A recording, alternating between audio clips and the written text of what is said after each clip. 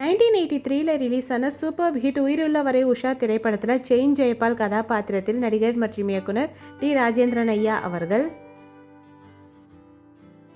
படத்தில் கதாநாயகியாக உஷா கதாபாத்திரத்தில் நடிகை நளினி அவர்கள். நளினியின் காதலர் கதாநாயகராக ராஜா கதாபாத்திரத்தில் நடிகர் கங்கா அவர்கள். கங்காவின் அத்தை காமாட்சி கதாபாத்திரத்தில் மறைந்த குணச்சித்திர நடிகை காந்திமதி அம்மா அவர்கள்.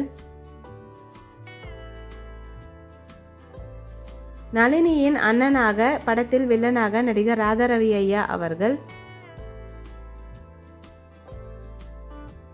கற்பகம் கதாபாத்திரத்தில் ராதாரவியின் மனைவியாக நடிகை சரிதா அவர்கள்.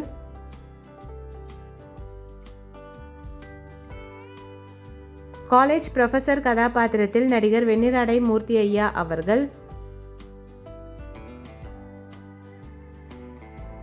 ராதாரவியின் அடியாளாக மறைந்த குணச்சித்திர நடிகர் எஸ் சந்திரன் ஐயா அவர்கள். ராதாரவியின் உதவியாளராக நகைச்சுவை நடிகர் கவுண்டமணி ஐயா அவர்கள். ராதாரவியின் உதவியாளராக மறைந்த நடிகர் இடிச்சப்புலி செல்வராஜ் ஐயா அவர்கள்.